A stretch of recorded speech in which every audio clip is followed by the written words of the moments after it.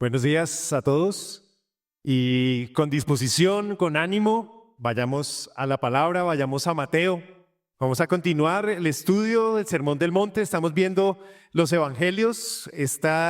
Me puse a contarlas y está en la enseñanza número 22. Llevamos viendo los evangelios y con Diego hemos en los últimos meses profundizado en el Sermón del Monte, la enseñanza más larga del Señor Jesús. Estaban allí sus discípulos, estaban allí los judíos, fariseos, muchos curiosos, y aquí estaba hablando del reino de los cielos. La palabra reino de los cielos aquí aparece 18 veces, hay un énfasis especial en ella.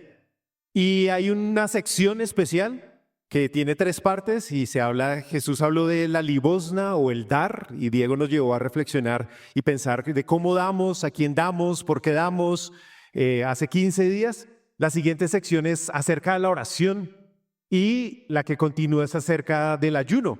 Y hay temas particulares que se repiten de cómo hacerlo, por qué hacerlo, y es una evaluación a nuestras motivaciones y por qué hacemos lo que hacemos. Y qué privilegio y qué reto también enseñar, compartir y hoy meditar y estudiar juntos. Mateo capítulo 6. Del versículo 5 al 15. Y aquí habla de la oración. Y aquí el Señor Jesús enseña, da un modelo de oración. Y esta mañana Jason ponía un ejemplo de una persona que lleva 30 años de creyente. Y me llevó a pensar que yo llevo 30 años de creyente. En 1996, estando yo en el colegio, conocí del Señor. Y algo que yo conocía antes de llegar a ser creyente, conocía ya esto. Y esto le pasa a muchos. Y esta oración, modelo que el Señor Jesús comparte, es el Padre Nuestro.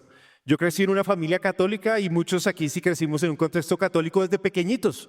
Nos enseñaron el Padre Nuestro en el colegio, nuestros padres. Yo hice bautismo, primera comunión, no hice confirmación. Y el Señor, estando en el colegio, me llevó a conocer y comprender el significado más profundo del Padre Nuestro, porque tradicionalmente era una repetición y no entendía el sentido de lo que había allí. Y 30 años después, volviendo en este pasaje, hay muchas cosas muy bellas que el Señor nos enseña a todos en esta mañana con respecto a la oración. La oración es un tema muy amplio, podemos ver muchos aspectos y consideraciones y toda la vida cristiana debemos estar aprendiendo referente a la oración. Y antes de ir a la lectura hay un método de estudio, un método devocional o un método hermenéutico, también podemos decirlo, de cómo aproximarnos a leer cualquier texto de la palabra. Y es un método que se llama así, ora. Y pues hoy hablando de la oración me parece muy pertinente y es muy sencillo para que lo recordemos, lo apliquemos.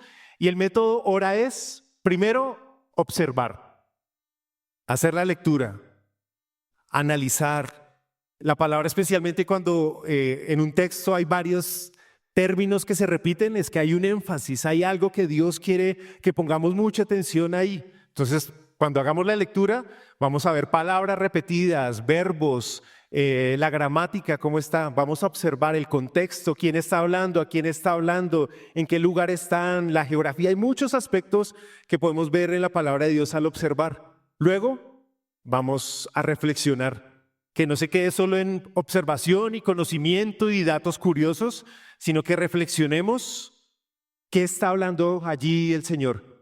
¿Qué vemos del carácter de Dios allí? ¿Qué verdades hay? ¿Cuál es el principio bíblico, la verdad fundamental que el Señor tiene para allí reflexionar, considerar, meditar? Y luego pasamos de la reflexión a la acción. ¿Qué aplicación tiene a mi vida? Entonces, en este sentido vamos a hacer ese ejercicio ahorita todos juntos y vayamos allí a hacer la lectura de Mateo 6 del 5 al 15.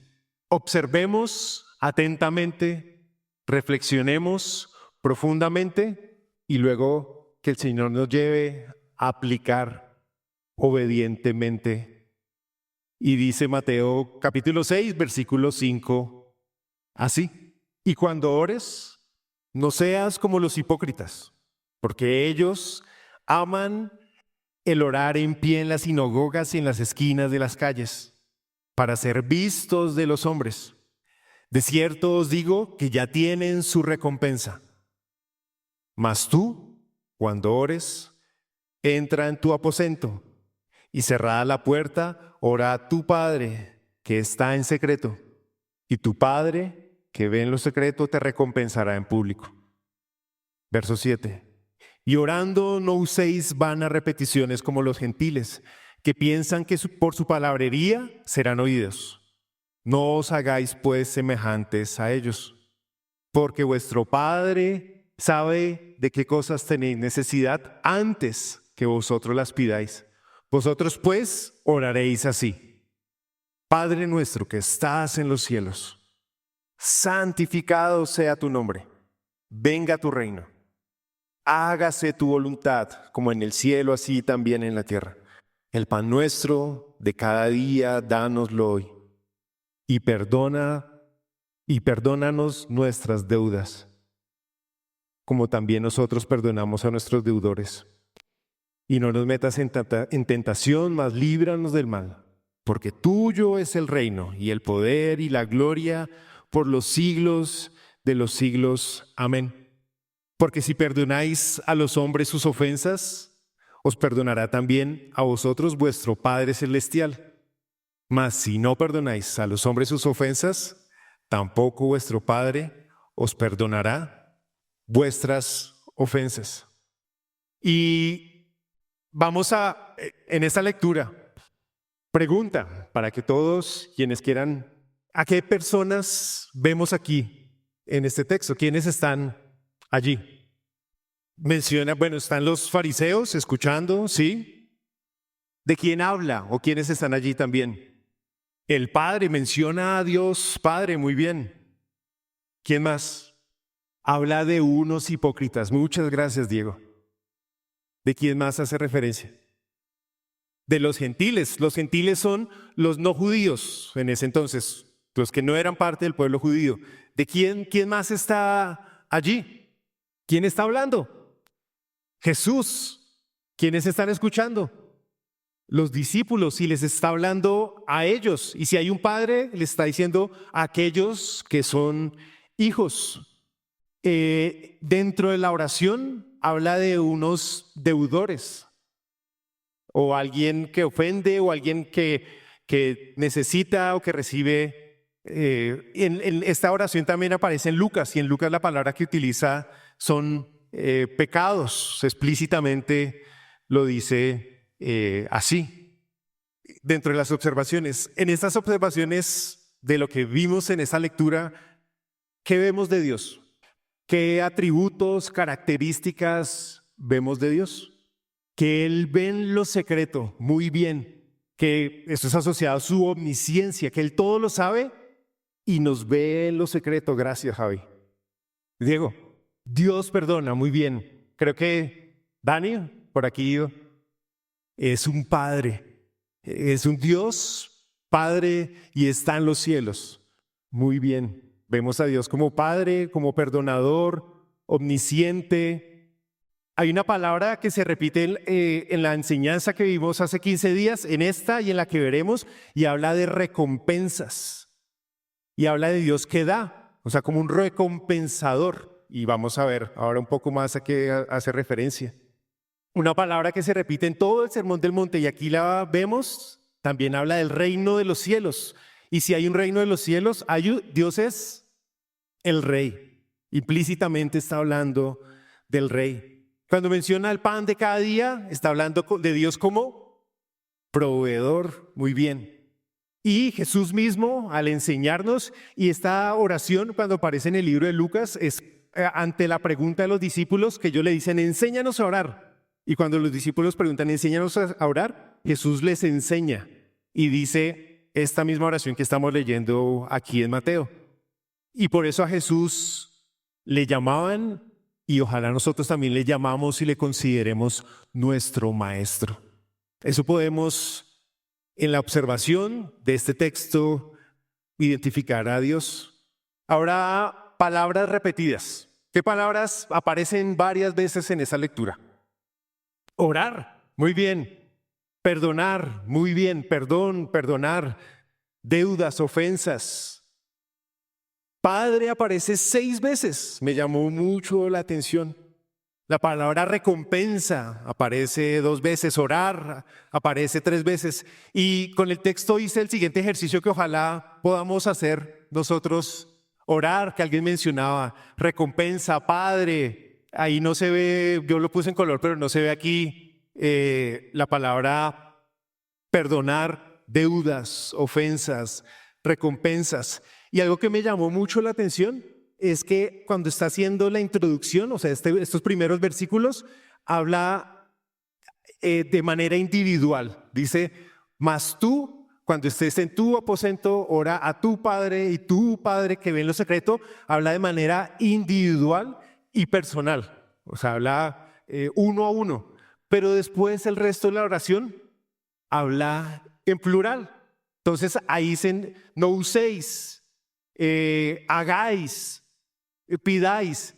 Pero ¿por qué aquí habla en singular? Como si estuviera hablándole a solo una persona, pero después cuando desarrolla la oración utiliza ya la conjugación del verbo en plural. Y esta oración es un modelo, no es la única forma de orar, pero sí es un buen modelo para nosotros cómo orar, cuándo orar y por qué orar. Y hicimos algunas observaciones de personas, cómo vemos a Dios allí, palabras repetidas, y pensemos como en una idea central, y tomémosla en la introducción y al final otra vez vayamos a una idea central. En una frase, si quisiéramos resumir esta lectura, ¿quién quisiera compartir cómo lo resumiría? Para todos nosotros, en una frase. Gracias. Comunicarse con el Padre. ¿Quién más se anima?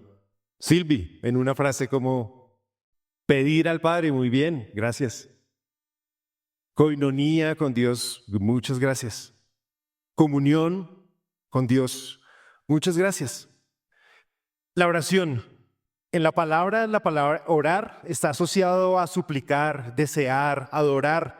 Pero hay una asociación o uso que tiene la palabra que me llamó mucho la atención porque no había meditado en ella, y orar significa interactuar con el Señor intercambiando deseos. En la definición de un diccionario bíblico lo encontré así y me pareció muy bello. Interactuar con el Señor intercambiando deseos. Yo, Padre, cantábamos hace un momento reconociendo quién es Él. Yo me dirijo a ti, Padre, y estos son mis deseos. Pero también es una interacción, Dios también, hablándome, diciéndome y mostrándome sus deseos o su voluntad. Es un medio de comunicación. Alguien también lo compartía o lo resumía en una palabra de esa manera. Es un medio de comunicación primordial que une a Dios y al creyente en una relación íntima y recíproca. Y quiero compartir cómo definen la oración algunos hombres y mujeres de Dios a través de la historia. Uno de ellos, Charles Spurgeon, un hombre famoso por sus predicaciones, vivió de 1892 a 1983 y lo decía de esta manera: la oración es una dulce y sincera conversación o comunión con Dios, donde el creyente abre su corazón y se manifiesta el del Padre. La describía como el arma más poderosa del creyente. Describía la oración como aliento del alma y un recurso de estudio que debe ser perseverante, basada en la confianza y el humilde reconocimiento de la majestad divina. Otro hombre que conocemos, admiramos, leemos, John MacArthur lo dijo en alguna vez de esta manera: es vivir siendo conscientes de Dios. Más que una lista de peticiones, la considera como una comunicación constante que mantiene conexión con el cielo, reflejando una dependencia total de Dios como Padre, Rey y Amo, buscando siempre su gloria, su reino y su voluntad por encima de las necesidades personales. Una mujer llamada Corrie ten Boom, ella vivió en la Segunda Guerra Mundial, ella cuidó judíos en su casa junto con su familia, fueron llevados a campos de concentración, allí murió su padre, su hermana, ella sobrevivió y después ella tuvo que enfrentar a quienes fueron antes sus captores y ella define la oración así. La oración no es un último recurso, sino es una necesidad vital y constante para el alma. Ella la compara como las alas de un pájaro o las velas de un barco.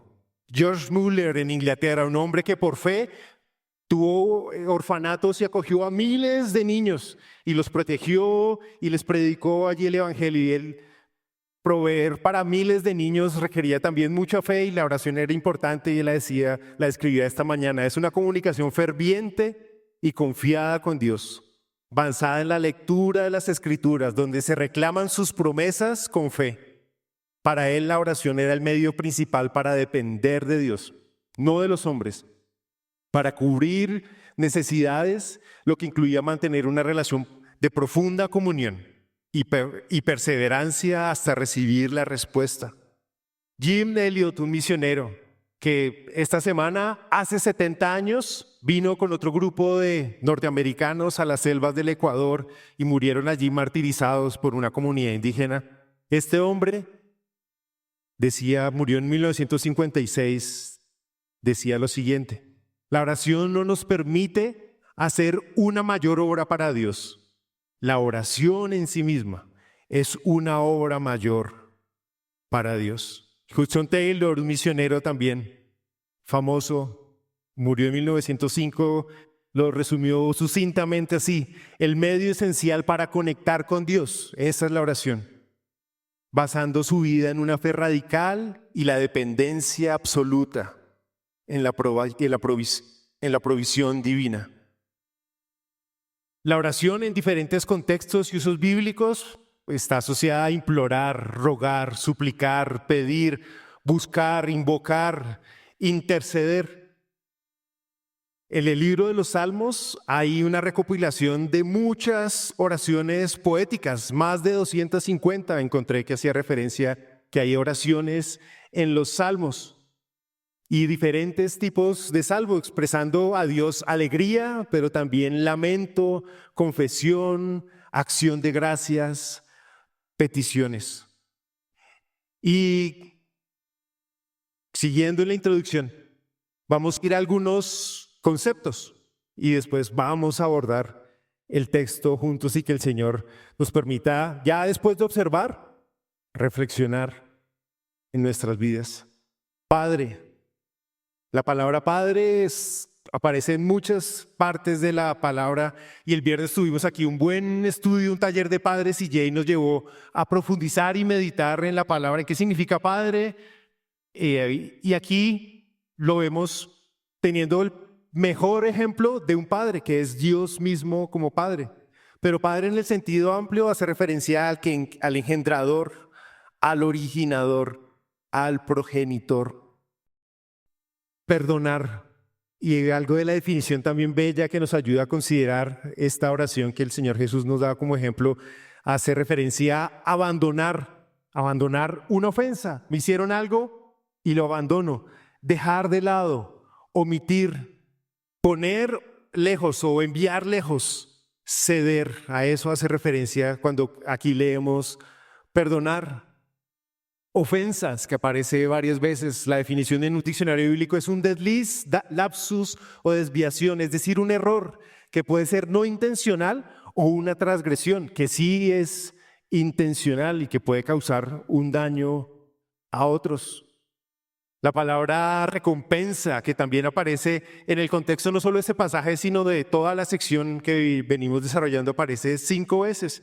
Y es un pago o consecuencia por una acción buena o mala. Y aquí vamos a ver un paralelo de comparaciones en cuanto a la recompensa.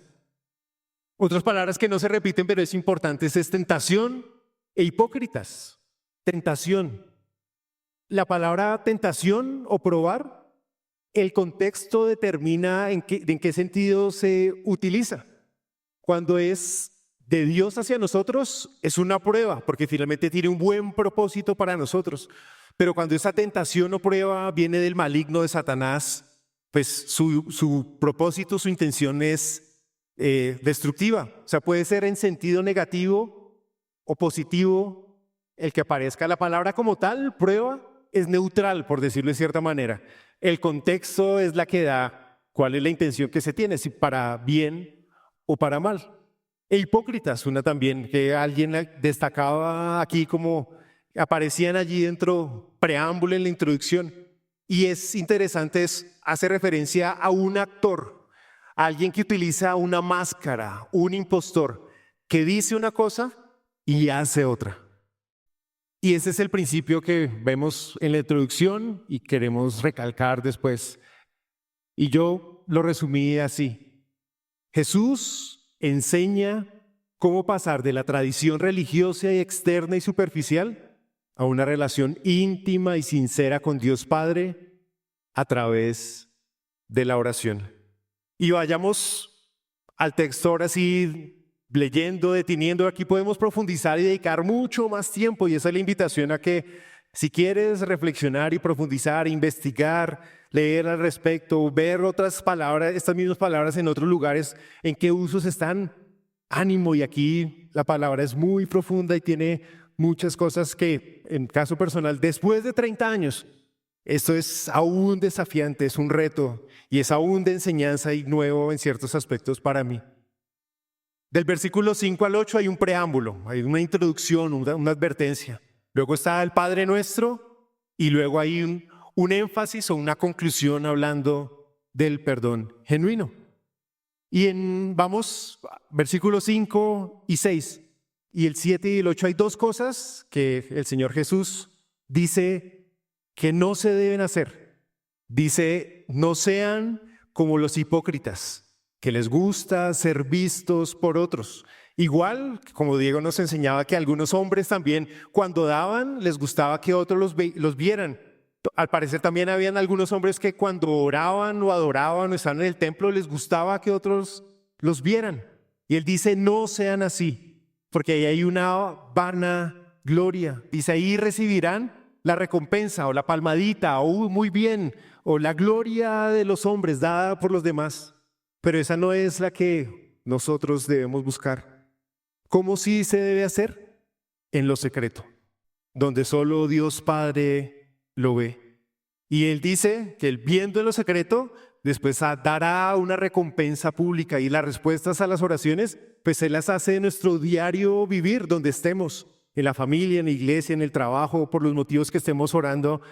Lo que oremos en privado, Dios dará respuesta pública por ello. Y aquí es donde comentaba hace un momento, hace referencia individual. Dice, más tú cuando ores. Ahí no le dice, más ustedes cuando oren. Ahí habían muchas personas, pero ahí dice, más tú. Y está hablando de manera personal, individual. Y tomémoslo también para nosotros, que Dios nos dice, más tú cuando ores. Eso es algo que debe ser un deber para cualquiera que sea discípulo de Jesús, que sea un seguidor del Maestro, que sea un creyente. Pues de nada sirven los aplausos de los hombres. Si algún día estamos delante de Dios y Él nos dice, muy bien, buen siervo y fiel. ¿Qué buscamos? Es parte de lo que muestra allí. Las palmadas o el reconocimiento, los aplausos de los hombres, la vanagloria, o queremos el reconocimiento y que finalmente que sea Dios a quien nos acerquemos y que Él algún día nos pueda decir, muy bien, Ader, muy bien, Diego, muy bien, Alex, muy bien, Santi, buen siervo y fiel.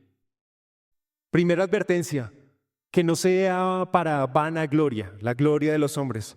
Segunda advertencia y preámbulo de cómo no debe ser la oración, con vanas repeticiones. Versículo 7 y 8 le dice así, y orando no uséis vanas repeticiones, como los gentiles que piensan que por su palabrería serán oídos.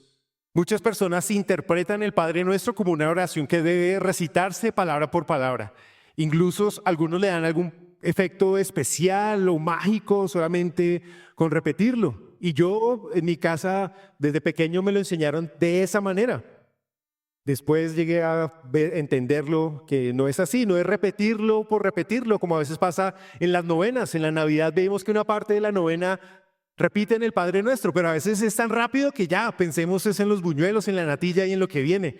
Pero es de considerar, de entender, de observar lo que significa, de reflexionar y después de aplicar. No usemos vanas repeticiones.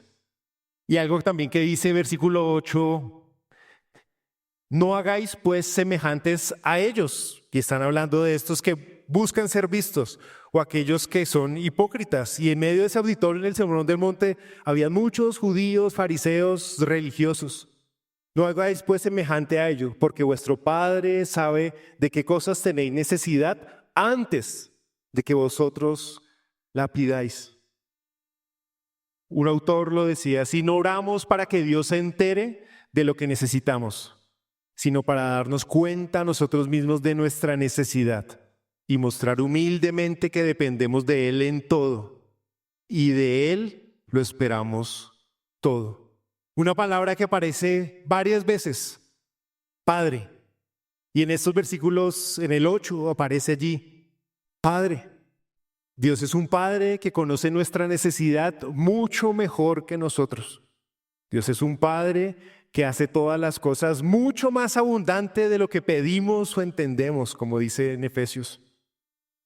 Y con estas dos advertencias con respecto a la oración, luego dice, y este es el ejemplo, este es el modelo de oración.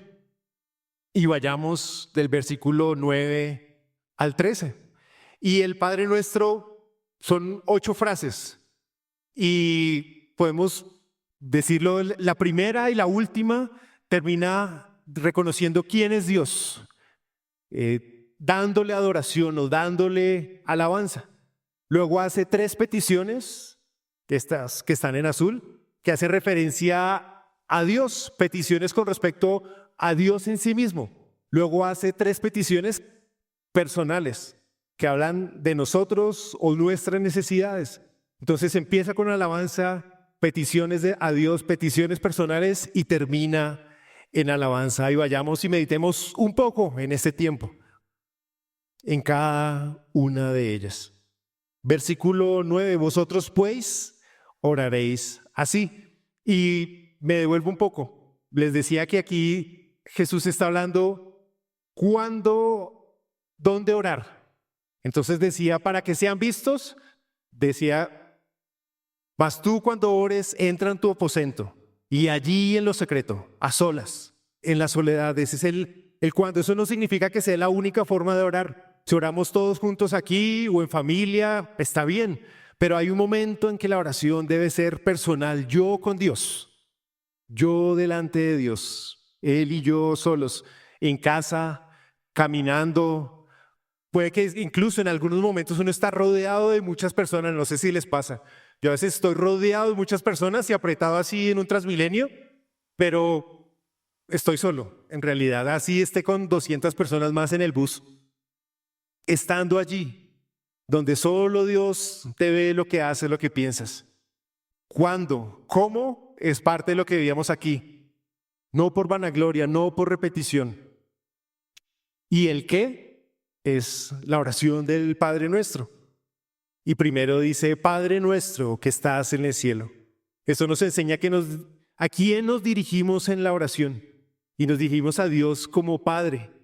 Y aquí es algo importante, si pregunta para cada uno de nosotros, si Dios para ti es tu Padre. Porque la palabra enseña que no todos son hijos de Dios. Todos somos criaturas, creados por Dios. Pero no todos tenemos el regalo de ser hijos de Dios. Llegamos a ser hijos de Dios por adopción. Gálatas 4 lo dice así. Pero cuando vino el cumplimiento del tiempo, Dios envió a su Hijo, nacido de mujer y nacido de la ley, para que redimiese o salvase a los que estaban bajo la ley, a fin de que recibiésemos la adopción de hijos. Y por cuanto sois hijos, Dios envió a vuestros corazones el Espíritu de su Hijo, el cual clama, Abba, Padre. Así que ya no eres esclavo, sino hijo. Y si hijo, también heredero de Dios por medio de Cristo. Es decir, aquí marca un antes y un después.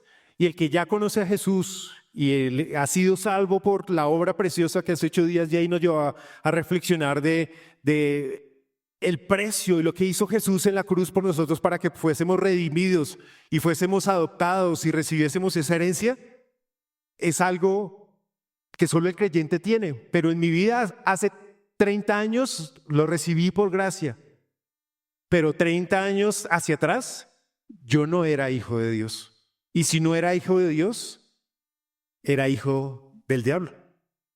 No todos son hijos de Dios. Jesús en algún momento a los judíos religiosos les dijo, si Dios fuera su padre, contestó Jesús, ustedes me amarían, porque yo he venido de Dios.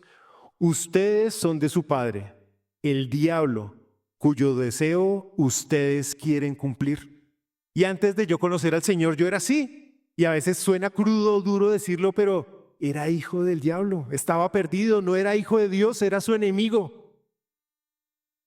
Y es algo para que nos preguntemos todos aquí, ¿Dios ya es tu padre o tú eres hijo del diablo? ¿Tú rechazas a Dios, Padre, y estás abrazando los deseos propios, los deseos de este mundo?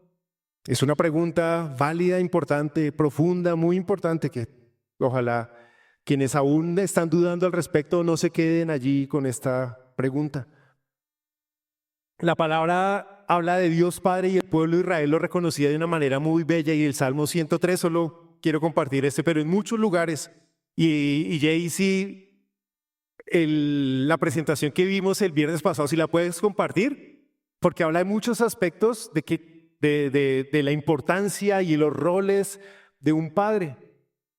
Y aquí el Salmo 103:13 dice, como el Padre se compadece de los hijos, se compadece Jehová de los que le temen.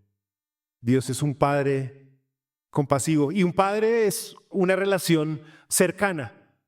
Y como también aquí creo que Dani nos hacía caer en cuenta, dice Dios Padre como algo, tú eres cercano.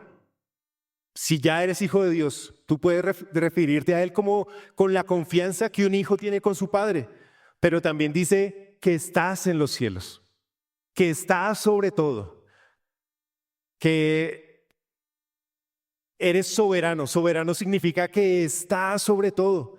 Él está tan cerca como un padre, pero también Él es tan grande y está por encima de nosotros, y como Dani nos llevó a reflexionar que nosotros somos tan pequeños como gusanos, como la nada, también debemos reconocer lo que Él es así. Es un Padre que está en los cielos, que está por encima de todos.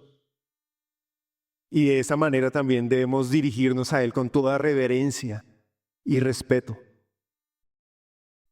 Dios es un Padre que desea ayudarnos.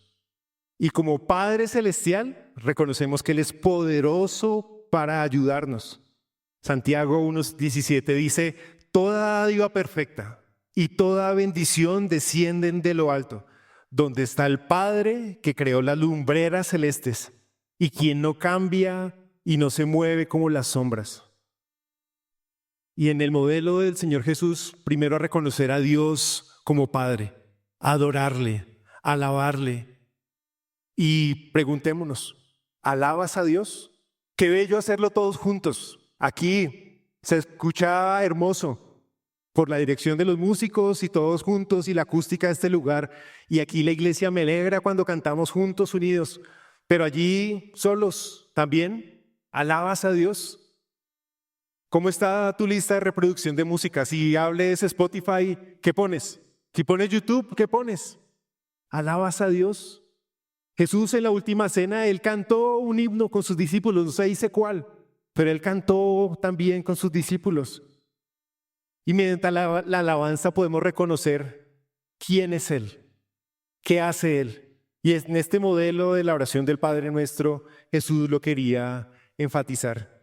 Y aquí podemos considerar y tener solo una enseñanza de este tema, pero vamos a dejarlo aquí y avanzar.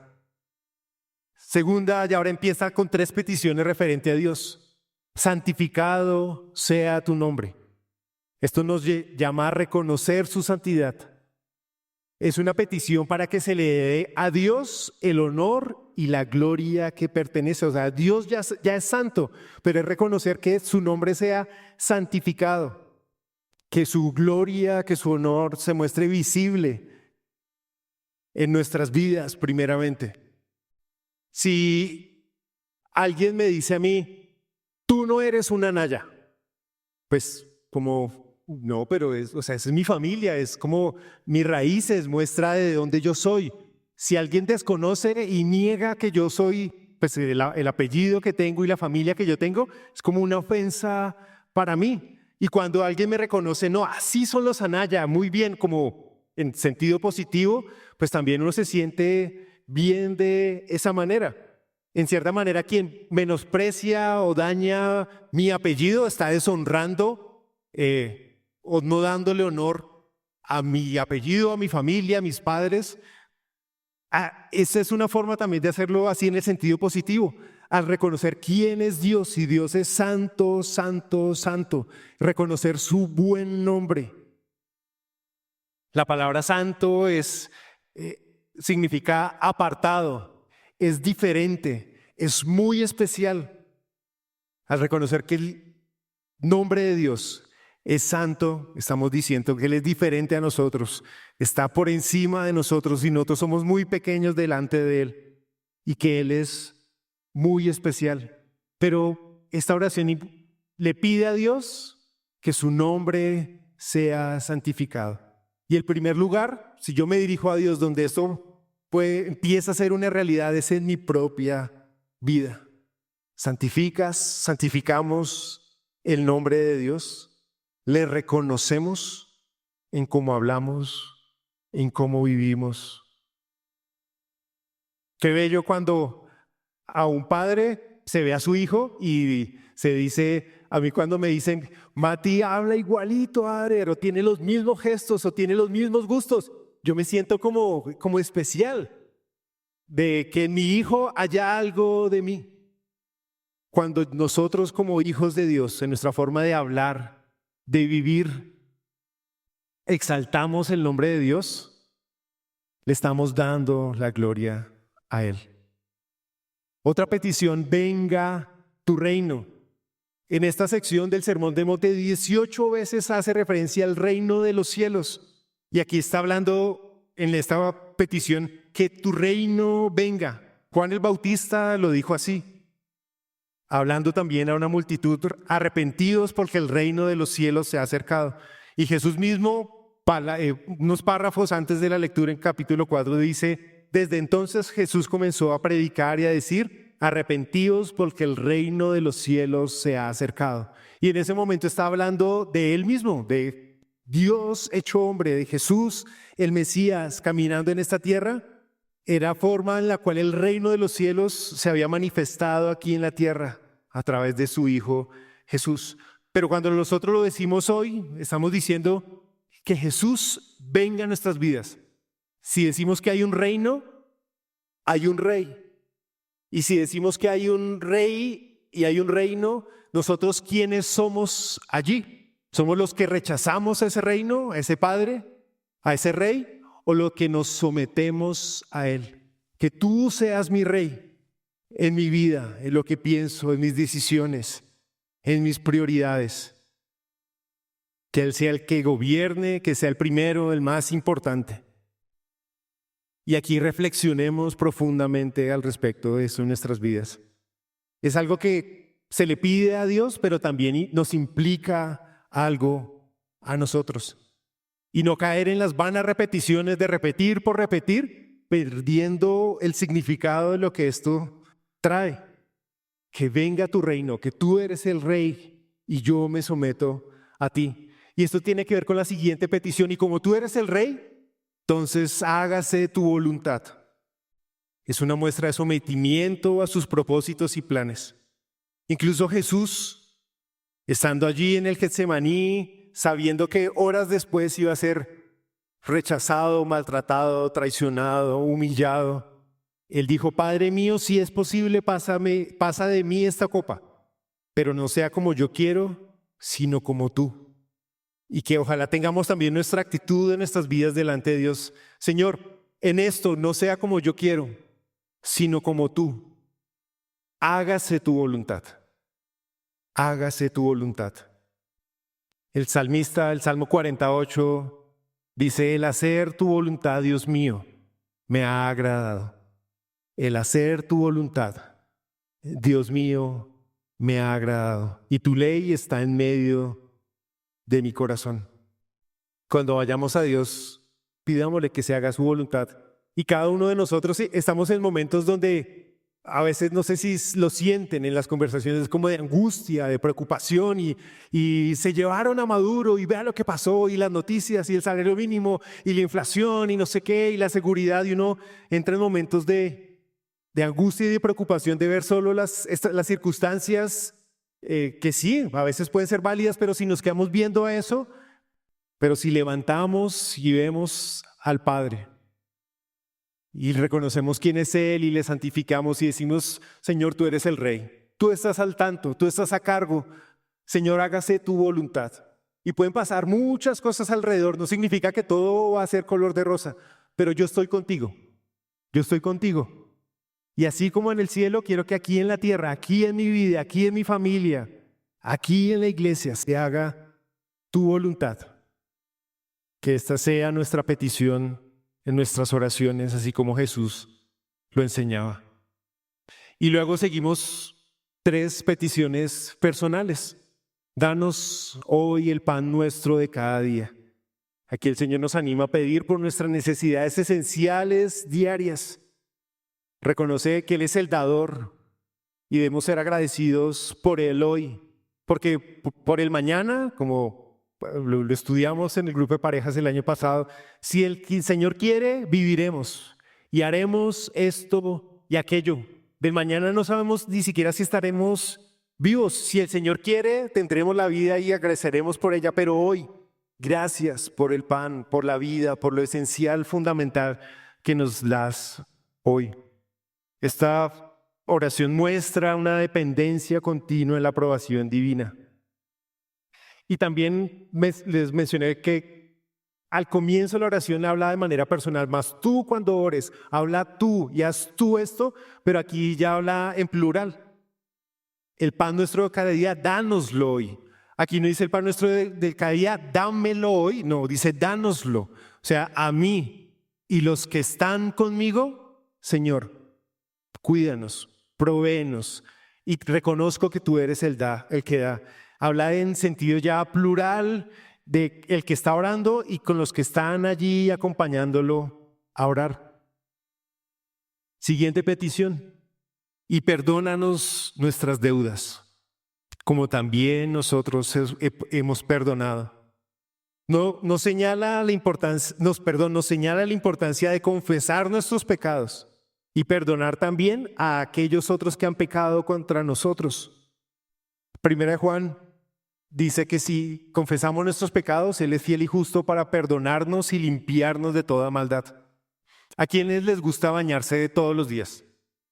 A todos. Algunos no, algunos dejan día de por medio, pero especialmente cuando alguien está sucio, pues digamos un día que uno se queda en la casa, hoy no voy a salir, y bueno, no va a salir, me quedo, no me baño, no pasa nada. Pero si especialmente hoy yo estoy sucio, pues busco la limpieza. Primera de Juan dice que si confesamos nuestros pecados, Él es fiel y justo para perdonarnos y limpiarnos. Entonces, así como nos bañamos a diario, ese baño de perdón, que aquí el Padre Nuestro lo recalca, debe ser también diario, porque diariamente nos equivocamos y diariamente tendremos cosas por perdonar. Les comentaba que aquí cuando habla de deudas, en esta misma oración, cuando está en Lucas, hace referencia a pecados. Un pecador es alguien que está en deuda con Dios porque le ha ofendido y tiene una deuda que nosotros no podemos pagar. Y aquí es también importante recordar que hay un perdón que es para salvación, que solo Dios puede dar, y ese perdón es incondicional. Pero luego, ya como hijos de Dios, como creyentes, hay un perdón diario que debemos buscar en Él para nuestra limpieza, y hay un perdón diario que pedimos perdón a Dios, pero eso tiene una implicación también en nuestros semejantes, en nuestros prójimos, con nuestra esposa, esposo, hermanos, hijos, compañeros de trabajo, creyentes o no creyentes, también para perdonar. Y no nos metas en tentación y líbranos del mal.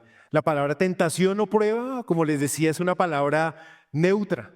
Y aquí no está hablando que Dios nos trae tentaciones para caer o para hacer o para pecar. Santiago 1:13 lo dice muy claro, porque Dios no tienta a nadie, pero Él sí puede probarnos o permitir que seamos expuestos a los ataques de Satanás, como sucedió en la vida de Job. 1 Corintios 10 dice: no nos ha venido ninguna prueba que no sea humana, pero fiel es Dios, que nos dejará ser probados más de lo que podamos resistir, sino que dará también juntamente con la prueba la salida para que podamos soportarla. Esa petición hace más referencia es una petición para evitar los peligros del pecado. Efesios 6:10, voy a leer una porción hablando en el contexto de la armadura de Dios y la conclusión del libro de Efesios. Dice: por lo demás, hermanos míos, fortaleceos en el Señor y en su fuerza poderosa, vestidos de toda la armadura de Dios para que podamos estar firmes contra las acechanzas del diablo.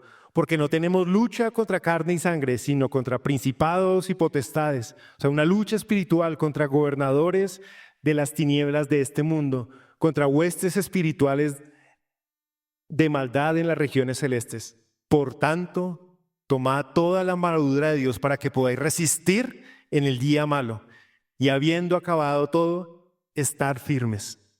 Orad en todo tiempo, y con toda oración y súplica en el Espíritu, y velen y velen en ello con toda perseverancia y súplica por todos los santos. Es válido, y el Señor nos enseña a orar por nuestras necesidades diarias, por el perdón diario y por el cuidado también del mal diario que nos acecha. Y la oración misma es el poder, como decía Jim Elliot. Y termina diciendo: porque tuyo es el reino, el poder y la gloria por todos los siglos, reconociendo que hay un reino, que a él Rey le pertenece, que es poderoso, que a él le damos gloria por todos los siglos. Amén. No es la única forma de orar. Es un buen ejemplo. Hay muchos ejemplos o formas o textos o salmos que nos muestran la oración. Pero algo que me llama la atención es que aquí termina la oración del Padre Nuestro y luego hace un énfasis de todo lo dicho, versículo 14 y 15. Dice: ¿por qué? Entonces, ¿por qué? Significa que dicho lo anterior, ahora, por lo tanto. Y aquí pudo haber hablado como un énfasis de los diferentes aspectos de esta oración. Entonces, porque es importante reconocer y alabar a Dios, o porque es bueno de reconocer la provisión de Dios en nuestras vidas. Pero el por qué queda aquí, el énfasis queda ahí como para destacarlo como algo muy importante, habla del perdón. Dice: porque si perdonáis a los hombres sus ofensas, os perdonará también a vosotros vuestro Padre Celestial. Mas si no os perdonáis a los hombres sus ofensas, tampoco vuestro Padre os perdonará vuestras ofensas. Entonces aquí está hablando de un perdón que es condicional. Y aquí hay una parábola que lo muestra en una historia, y es la parábola de los deudores. Está en Mateo 18, por tiempo hoy no vamos a ir allí, pero habla de un hombre que le debía mucho a su amo o a su rey. Tenía una gran deuda con él. 10,000 talentos, eso era el equivalente a miles de millones de dólares, o sea, una deuda impagable, una deuda grandísima. Y a este hombre, esa deuda grande que tenía, ¿qué pasó con esa deuda? Le fue perdonada. Y este hombre tenía a alguien más, un siervo, algún empleado que dependía de él, y le debía 10 denarios, el equivalente a 8,000 o 15,000 pesos. Él por un lado debía miles de millones de dólares y le fueron perdonados. Y él tenía a alguien que le debía 15,000 pesos. Y lo cogió y le dijo: págame lo que me debes, págame los 15,000. Y en ese sentido hace referencia también a esto. Y a veces nosotros podemos ser ese. Hemos recibido un gran perdón de parte de Dios de una deuda impagable. Pero aquel que me debe a mí, aquel que sí me debe, me ofendió o pecó contra mí, pero es una deuda muy pequeña en comparación a la gran deuda que a mí me dieron. Y entonces, ¿le perdonas? Y esa pregunta es a veces a tu esposa, a tu esposo, a alguien aquí en medio de nosotros. Y aquí es la oración. Dice en el versículo 12, perdona nuestras deudas como también nosotros perdonamos a nuestros deudores. Entonces perdona nuestra gran deuda, que es incondicional, una vez y para siempre, pero también que merece y necesita un perdón y limpieza diaria, así como también yo también, siguiendo tu ejemplo como Dios Padre, perdono también. Y esto nos lleva a nosotros también a actuar en cuanto al perdón. Y evaluemos nuestras vidas cómo está con respecto al perdón o si tengo algo por perdonar a alguien. Solo Jesús enseñó esto, pero Él también lo vivió. Jesús oró en muchos momentos, circunstancias, formas, en grupo, individual. Él oró en su bautismo, Él oró antes de elegir a sus discípulos toda la noche, Él oraba temprano en la mañana, aparece en Marcos 1:35. Antes de hacer milagros, oraba. Antes de resucitar a Lázaro, se dirigió al Padre en la transfiguración. Él intercedió por sus discípulos, es decir, por nosotros en Juan 17, en el Getsemaní, antes de pasar al martirio, y en la misma cruz, Él oró y pidió perdón y perdonó a sus enemigos, diciendo perdónalos porque no saben lo que hacen.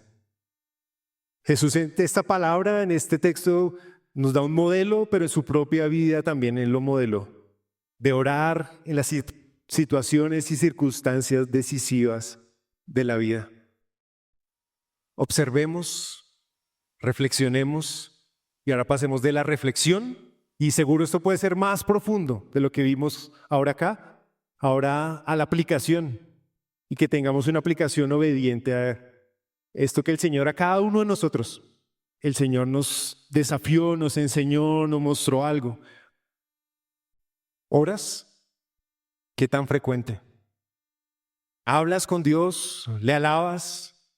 Tenemos un ministerio que ha perseverado, que empezó en pandemia y doy gracias por él, y es el ministerio de oración, que hoy día se conecta lunes, miércoles y viernes, 6 de la mañana. ¿Te conectas? Algunos no pueden, pero muchos podemos. ¿Oras solo por ti? ¿Intercedes? ¿Por qué oras? ¿Tienes una lista de oración? Te animo a que busques un tiempo a solas con el Señor, en casa o afuera, pero donde puedas estar ahí y dirigirte a Dios. Puedes poner alabanzas o puedes poner algo que te ayude a concentrar, puedes dejar el celular a un lado, quitar toda distracción. Anima a otros a orar. Qué bueno por todos que aquellos que oran en el momento de tomar los alimentos, qué buen hábito.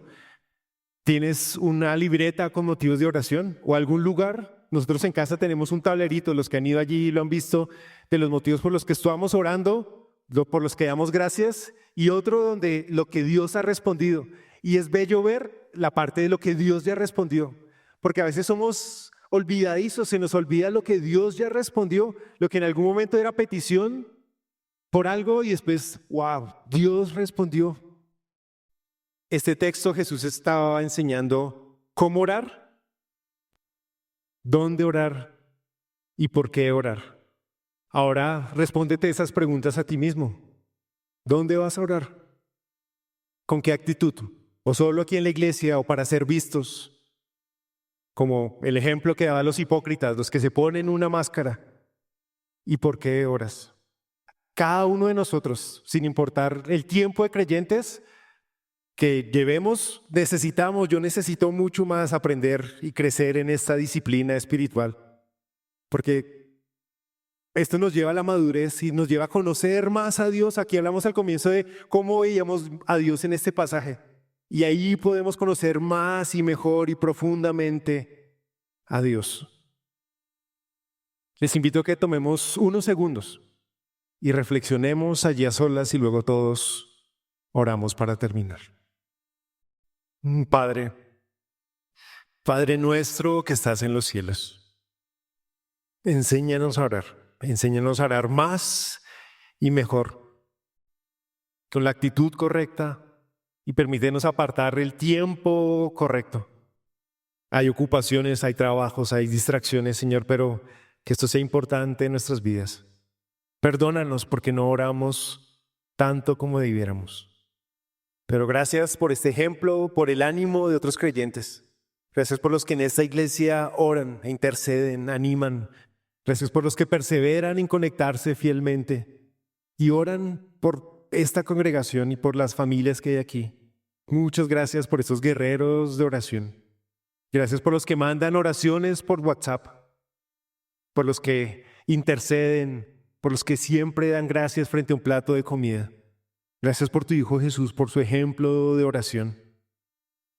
Y permítenos tener una comunicación íntima, diaria contigo, reconociendo quién eres tú, el honor, la gloria que solo tú mereces, pero también viendo nuestras necesidades personales diarias. Gracias por la provisión, por el pan diario. Gracias por el perdón que tú nos das y que ahora nosotros también podemos dar a otros. Gracias, Señor, porque tú nos escuchas, porque tú eres un Padre que está cercano, que conoce nuestras necesidades. Cuando vamos a orar, tú incluso ya conoces todo lo que vamos a decir o lo que necesitamos, pero somos nosotros quienes necesitamos estar ahí delante de ti para reconocer que eres tú el proveedor, el dador, el Padre, el que todo lo sabe y el que todo lo ve. Permítenos como iglesia, como familias y cada uno de nosotros como creyentes que podamos orar más. Y gracias porque es un regalo que tú nos has dado, poder comunicarnos contigo, con el Dios del universo. Tiene atento su oído a sus hijos. Y si hay alguien aquí que aún no te conoce, Señor, que pueda llegar a conocerte por la obra de Jesús, reconociendo su pecado y las consecuencias eternas que eso trae, y que venga el arrepentimiento y reciba perdón y sea adoptado y también llegue a ser hijo tuyo. Te damos gracias por ese tiempo y oramos en el nombre de tu Hijo Jesús. Amén.